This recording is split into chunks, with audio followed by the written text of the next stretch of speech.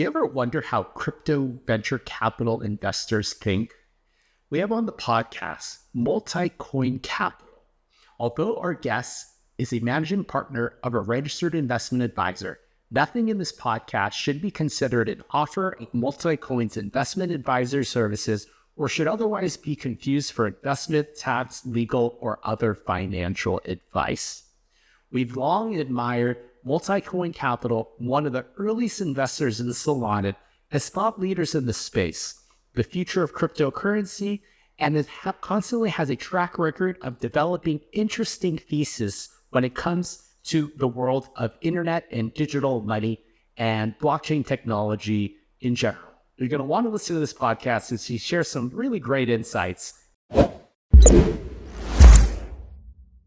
Hey, Jeff. Thanks for being an early investor with us, and thanks for inviting me on the show. Pleasure to be here. Hi, everyone. My name is Kyle Samani. I'm a co-founder and managing partner at Multicoin Capital. We are an investment firm founded in 2017, focused on the crypto space. Today, we're one of the oldest and largest crypto-focused investment firms in the world, managing a few billion in assets. We have two major strategies we run, a hedge fund and a series of venture funds. We like to say our firm only has one asset selection strategy, which is buy things we like and do not sell them. But we implement that mechanically across two different vehicles, a closed-ended venture structure and then an open-ended hedge fund structure. One investment team that runs across both. And I'd say generally the same line of thinking across both. Nice. And so being that early on in crypto, 2017, thinking about the future, even where it was at back then, can you explain where it's at today in relation? You published a great paper on internet capital markets. And so almost like a history to fast forward today. Yeah. In 2017, we saw kind of wild west capital formation in the form of these pretty shitty ICOs. You wrote a white paper. It didn't really have anything to do with crypto, but you just said, hey, I'm going to raise money for it using Ethereum. I'm going to launch my own token. Say that the currency that you need to use to use my service is some new token. That was very dumb. And that whole kind of thing fell apart. And so that was the context in which we launched Multicoin, was kind of like peak ICO mania. In the time that's passed, the market, I'd say, has evolved in a few important ways. The most important is that we have figured out DeFi. And in DeFi, for those who aren't familiar, is the ability to program money movements on chain. The best example of that is just like a borrow-lend protocol. So today, the largest borrow-lend protocol on Solana is called Camino. The largest one on Ethereum is called Aave. Both these systems have a few $1 billion in outstanding borrows and even more collateral than that backing them. But in all of these systems, there is an open contract. The contract lives on the Ethereum blockchain, the Solana blockchain, open source, fully audited. Everything is 100% transparent. And in any of these systems, if you want to lend and earn a yield on an asset, whether that asset is dollars in the form of USDC or USDT, that could be Bitcoin, it could be ETH, it could be Sol, it could be anything else. You can deposit that collateral into the contract, and you will earn an interest rate. That interest rate is floating. Obviously, the more supply that comes in, the interest rate goes down. The more demand there is, the interest rate goes up. But anyone can deposit any asset. And then once you have deposited collateral, you can obviously then withdraw. You can then take out debt denominated in any other asset. So you can put up dollars as collateral and borrow Sol. For example, if you wanted to short Sol, or you can do the inverse. You can put in Sol as collateral and borrow dollars. And the system knows what the prices of all of the assets are, updating roughly every few seconds, 24/7, 365. There are no holidays. There are no weekends. And the system runs. And obviously, there's like liquidation thresholds, right? So if you borrow, let's say, put up $100 worth of Sol, you borrow $70. If Sol comes down 20, there's some liquidation threshold, right? That like as the value of the Sol comes down, at some point you'll get liquidated. What's amazing about this system is that there are 0 humans involved in running it. The only cost of using the, I mean, I guess there's two costs. One is the interest rate you're paying to the lender, but like, I don't consider that a cost of the system. That's just a cost of capital markets. There's a net interest margin you are paying above and beyond that. That net interest margin is, again, calculated and visible in real time and is flowing into a public treasury. That net interest margin, of course, is accumulating over time and acts as an equity buffer in the event anything goes wrong. And again, it's fully transparent, all on chain. And then the only other cost in the system is the cost of gas, which on Solana is like a tenth of a penny per transaction or less. So effectively zero per transaction. And so, like, if you look at a system like this, you have something that kind of represents, before the internet, the cost of propagating information was greater than zero. You had to print something out on a book or a newspaper and mail it somewhere. And like that came with gas costs and oil costs and a truck cost and a guy driving the car and all these things. We had radio and TV, but like, still, even those were not free in the way that the internet has made the propagation of information free. And what I just described in the context of this borrow-lend protocol, such as Camino, is taking the ethos of the internet and applying it to financial markets. The system is globally accessible. Anyone in the world can access the system anytime, 24/7, and you can post any collateral the system supports. There's a whole series of mechanisms around risk management. Not all forms of collateral are supported. If you launched meme coin 2 hours ago, that will not be eligible collateral in the system. But there's for supported collateral, anyone can deposit at any time, and anyone can withdraw any debt at any time.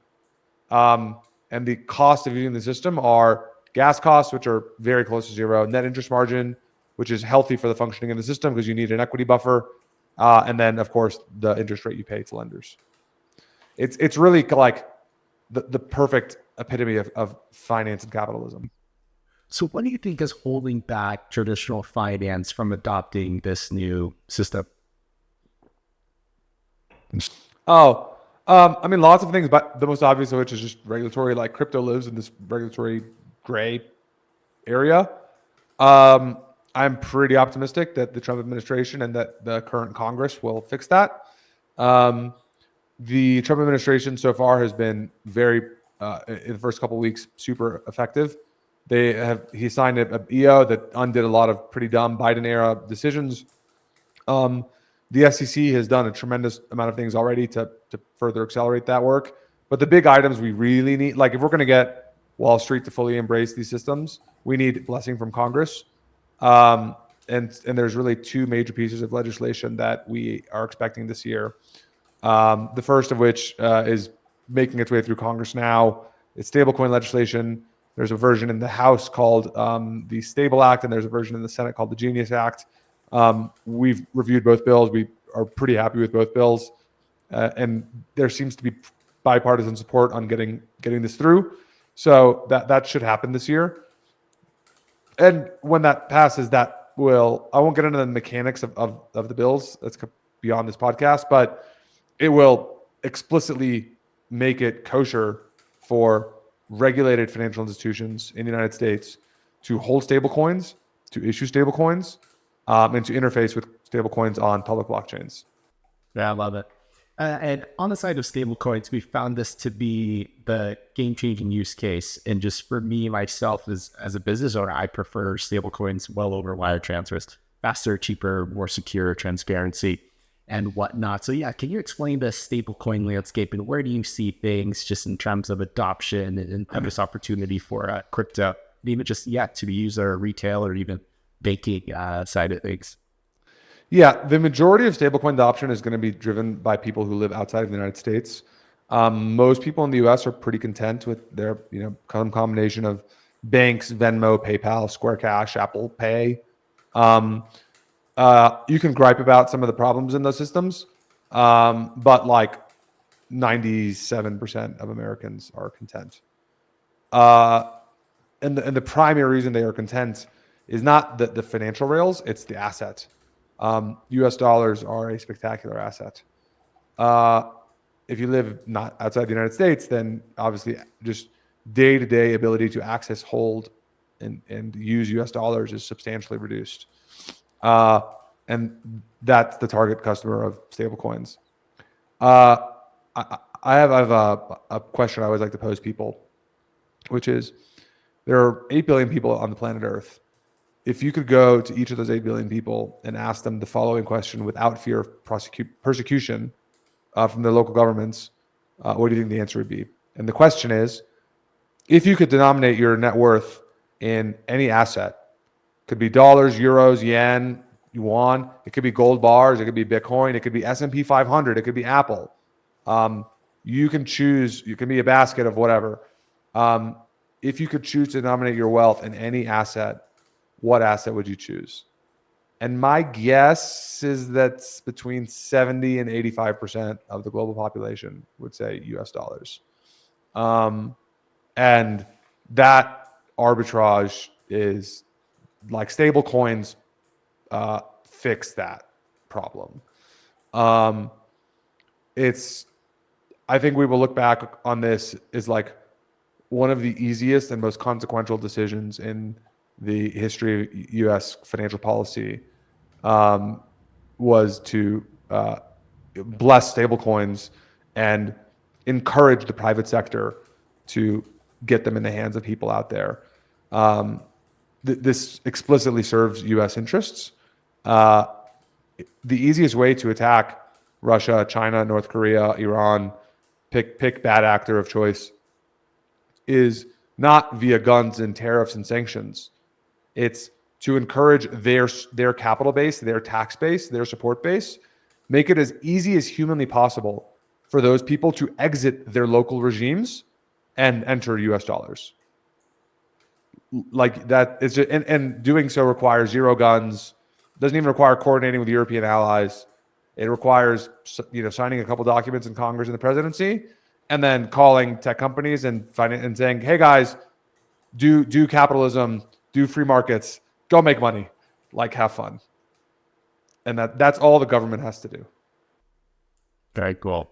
I follow you on Twitter or X, and they retweeted, Stripe, their openness to this programmability of money. So how do you, what's your thesis on integrating with these providers and also, starting and creating one from scratch that's built for, just stable coins and whatnot. But yeah, I would love to hear your insight on that. Sorry, Jeff, I don't follow the question. You retweeted just Stripe's openness to integrating stable coins, the programmability of money. Do you see your thesis as a capital allocator into partnering with these existing systems or starting it from scratch, and just see overall what's your insight on that? Yeah. Stripe has made it pretty clear they're going to lean on stablecoin payments, specifically on permissionless public blockchains. And that stands in pretty stark contrast to a fair bit of discourse about permissioned or private blockchains that has taken place over the last decade. A lot of folks, in particular on Wall Street, have talked about permissioned blockchains. We don't really think permissioned blockchains solve a problem. Again, just going back to my little rant a minute ago about, the 5 or 6 or 7 billion people who want dollars, who can't really access them as cleanly and as easily as they would like. Those people it's obvious that those people are going to access dollars not on JP Morgan chain, but on Solana or Ethereum. And the reason is simple.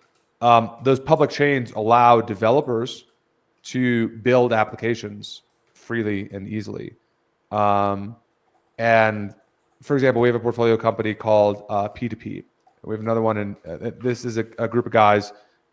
They were based in India. They moved to Dubai, and they have figured out a way to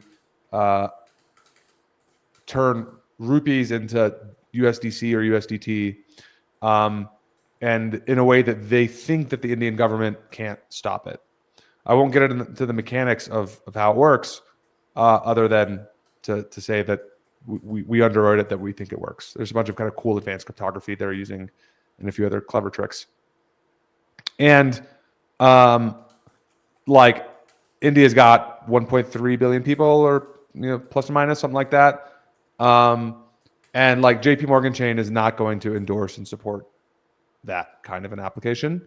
But that developer, if in fact they are solving a real problem, and hey, maybe none of the Indians want dollars, maybe they all want rupees. I don't know. But assuming they want dollars, like you're going to need entrepreneurs like that who are going to go make it happen.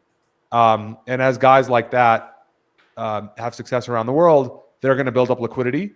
And there's kind of a few ways to think about that liquidity. One is, what is the asset pair, meaning is it USDC or USDT or something else? And then the second is, what are the technical parameters of adoption and usage? Unfortunately, like making Solana and Ethereum perfectly interoperate, I don't think will ever be a thing. And so the system where those people adopt is likely to be is likely to gain additional network effects and moats. And so coming back to your kind of original question was like, I framed it as kind of like permission versus permissionless. Mm-hmm. The ship has already sailed on permissionless blockchains. Yeah, JP Morgan chain sounds like a big deal, and I'm sure a lot of people may get scared, but in reality, JP Morgan chain is just not going to be competitive for the people who want access to dollars and for the developers who are building the applications on top of these systems to make it possible to get these dollars. There are different versions of P2P all over the world, and not all of them are. There's different variations of them. Some of them are very focused on cross-border transfers. We have another portfolio company called El Dorado, focused on Colombia, Venezuela, a few other Latin countries, does something similar. And so the thing we have learned is the go-to-market for a lot of these things is going to be very regional. And you need to understand the intricacies of those markets. In particular, in order to build your iPhone or your Android app, to onboard these users, you obviously need to interface with the local banking system and local fiat system in some form or fashion, and then obviously interface with the crypto systems publicly. So when it comes down to that go-to-market, I did speak with your team about how important it is for these crypto projects to really understand who their core target customer is. And so how do you see that just, as a capital allocator, or when you kind of underwrite these deals and even talking to the teams on just go-to-market strategy? Yeah. One of the biggest things I've learned as being a VC is there's a lot of ways to make money, and there's not only one way to be right, and you shouldn't try to force everything into a single frame. Not to say that, to be fair, the flip side of that is, hey, focus and know where your strike zone is and stay in your strike zone. So two sides to every coin.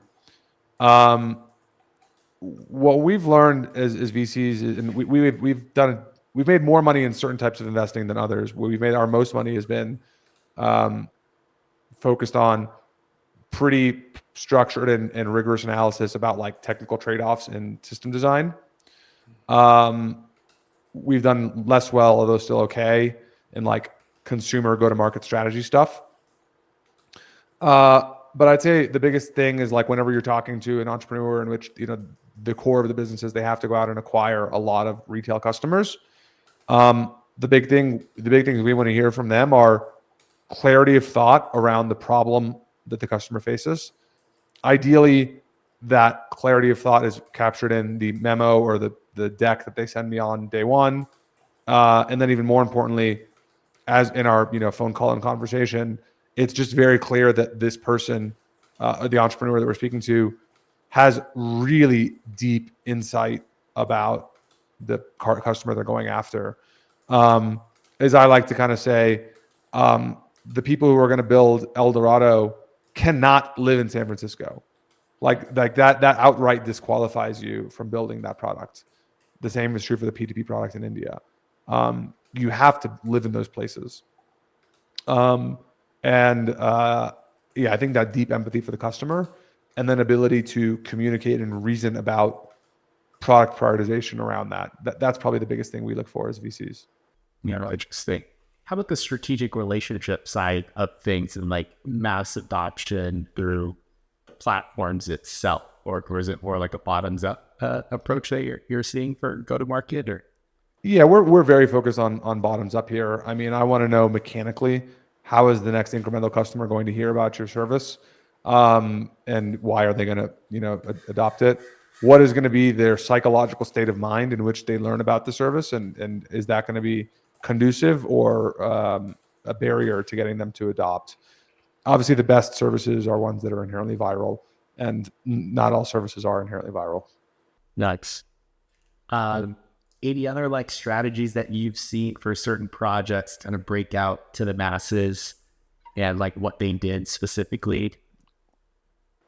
Yeah, I mean, the most important probably like adoption mechanism that ever happened was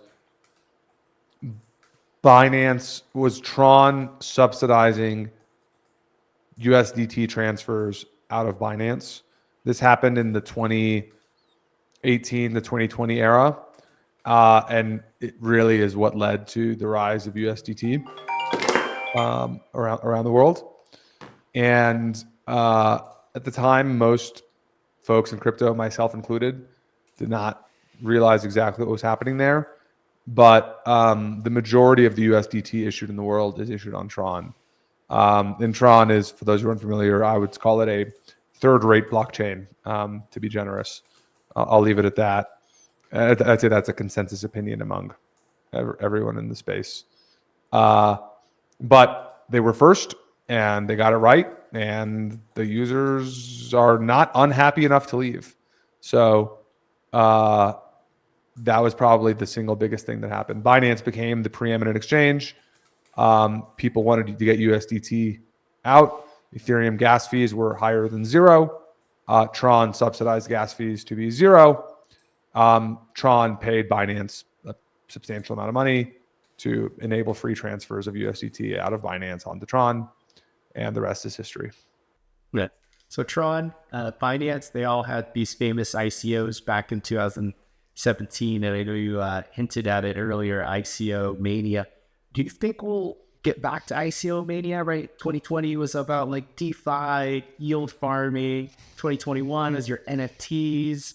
And then you had private sales 2022. Then you had meme coins, all right? And now, like, what is the new funding mechanism that you possibly could see out of all of this? There's a lot of discussion happening in the crypto ecosystem today about making ICOs great again. And I would love to see ICOs come back, not in the form that they took in 2017. That was a very naive and bad form. But I mean, actually, the core idea here goes back beyond before ICOs. The Obama administration and Congress passed the Jobs Act. I believe it was 2012, if I'm not mistaken. And the Jobs Act had a provision to create, I believe they called them, what was it, A1 IPOs, or they created like lower tiered IPOs in which you could raise capital. And they were trying to democratize access to capital markets. They did not remove the accredited investor barrier thing. And all of those non-S1 IPOs, I forget the technical term. A handful of them did make it, but generally speaking, it did not work. The fact that I can't even remember the acronym tells you everything you need to know. And so this idea has been here for a while. ICOs went to the extreme. They said, no rules, no regulations, issue a white paper, launch token, go. And that swung too far. I think I'd say most mature industry observers in the space, folks like myself and other, serious investors, I think would all pretty reasonably agree on like a set of norms and criteria that are somewhere better than Jobs Act and somewhere more protective, somewhere more laissez-faire than Jobs Act and somewhere more protective than 2017 ICOs. And I am optimistic that the current Congress and Trump administration will create a framework to make ICOs great again. I think the look and shape is not that different from 2017 ICOs, meaning person has an idea, they want to raise money, they create some materials, they put them in the public domain. There's a mechanism to contribute cash, and then some sort of kind of follow up,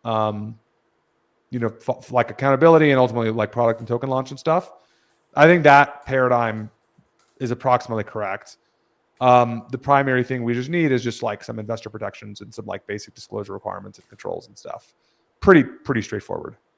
So basic KYC and just I'm not even sure you need. I don't think KYC is the problem. You need the problem is.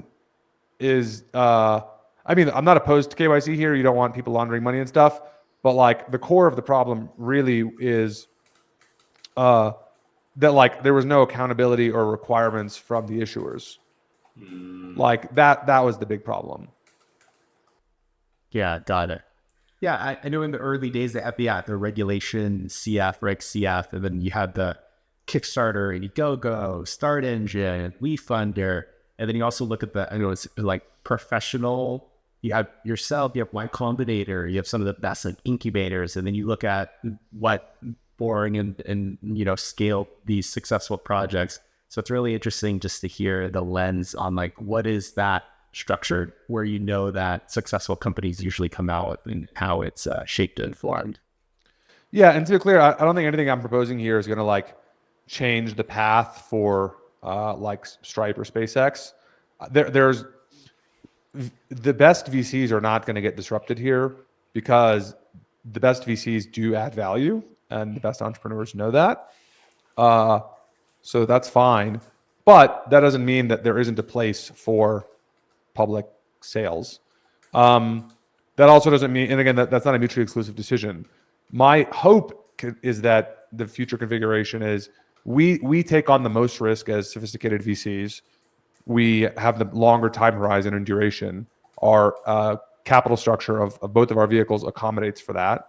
And we invest early when it's, 3 guys in a garage or not much more than that.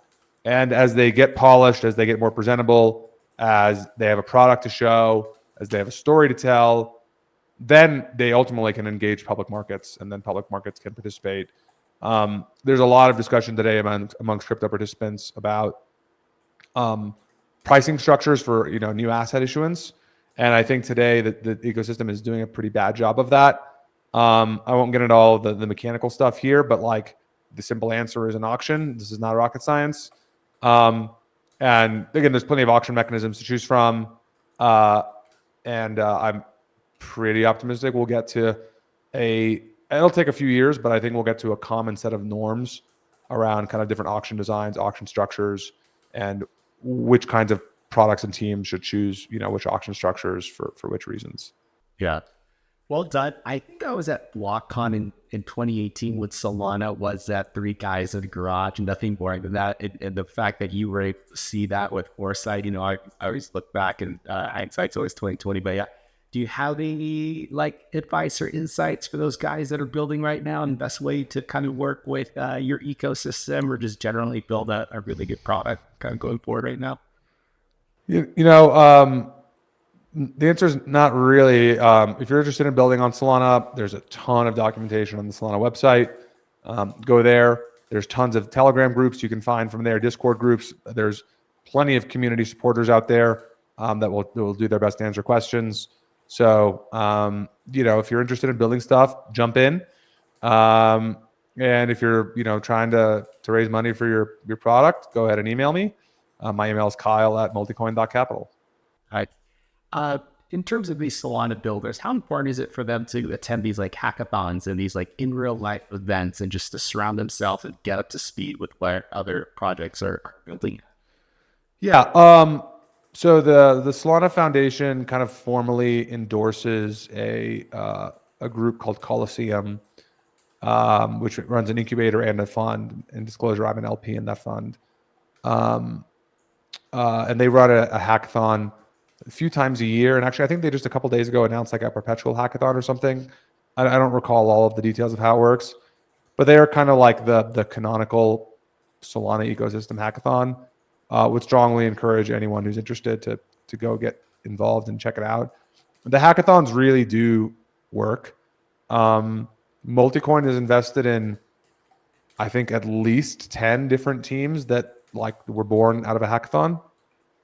And the Coliseum guys will give you the official stats, but I would assume no less than 500 teams have been funded coming out out of those hackathons.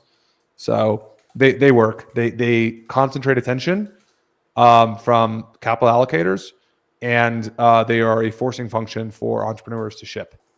So I'm a big fan. Nice. Yeah, and last thing, AI.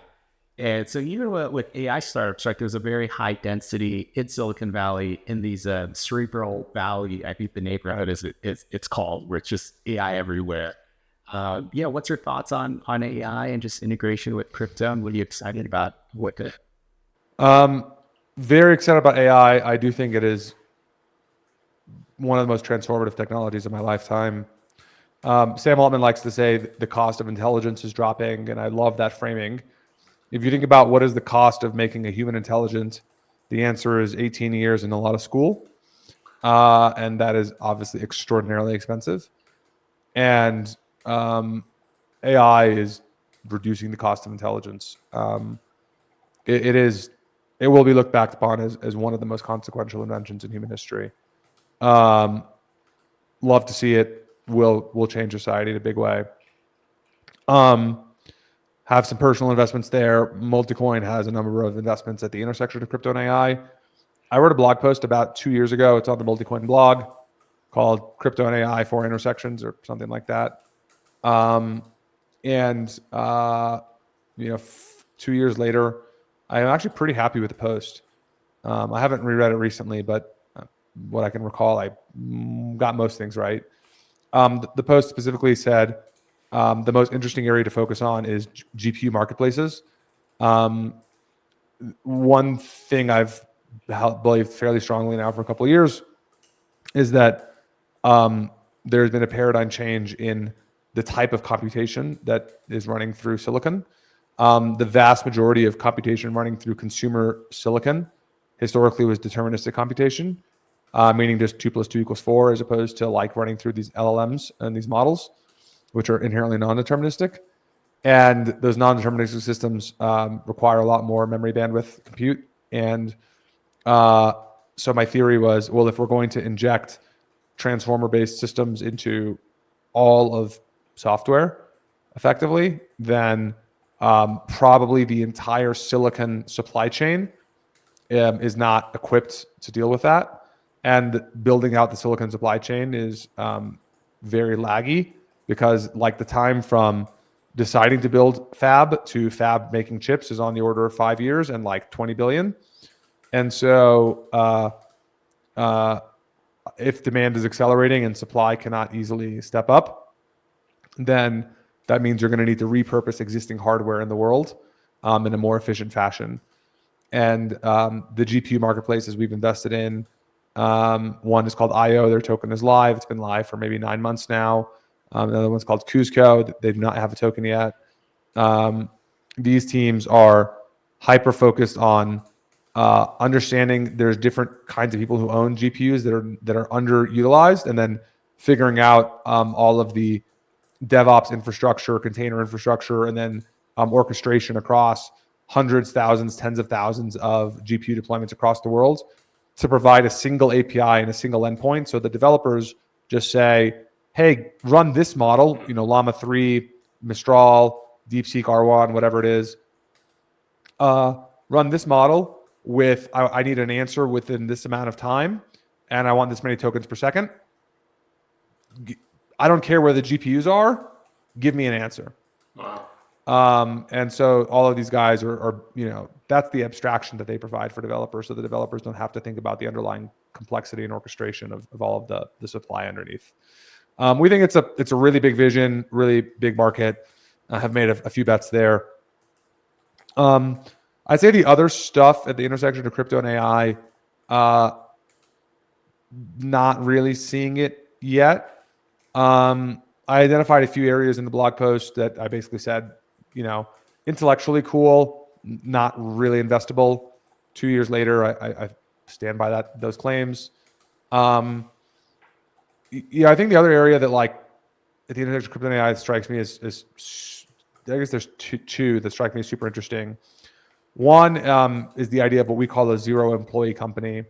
And I wrote about this in a blog post at the beginning of this year. And then my partner Cheyenne wrote a follow-up post about it a few weeks later.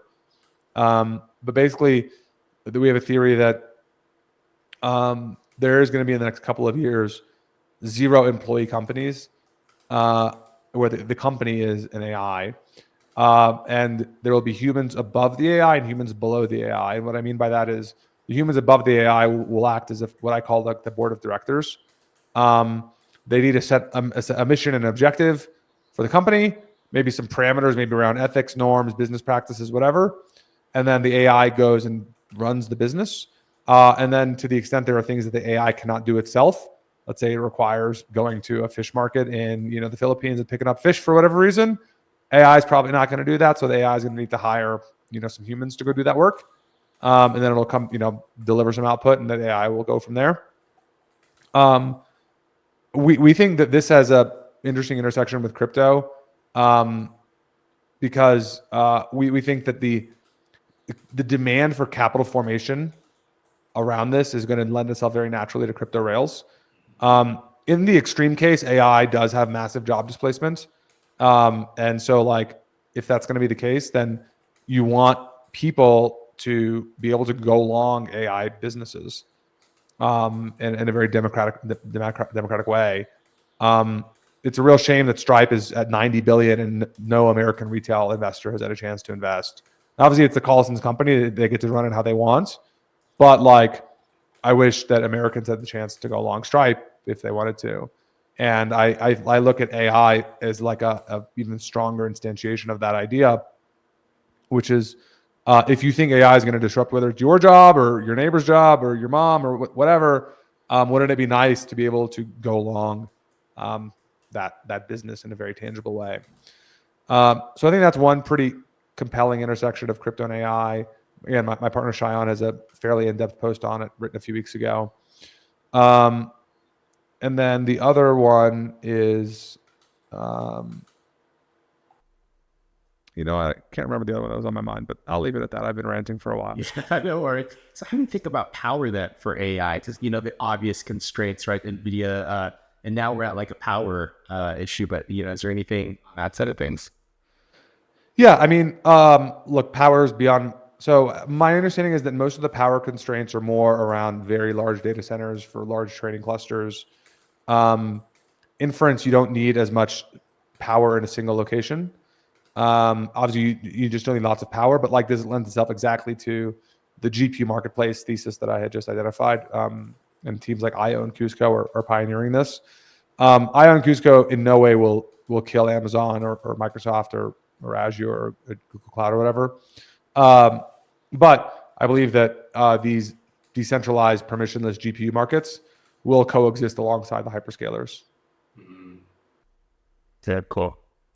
I love it. I'm excited for the future. Is there any project that you wish could be built right now that doesn't exist, just from a macro that's obvious out there?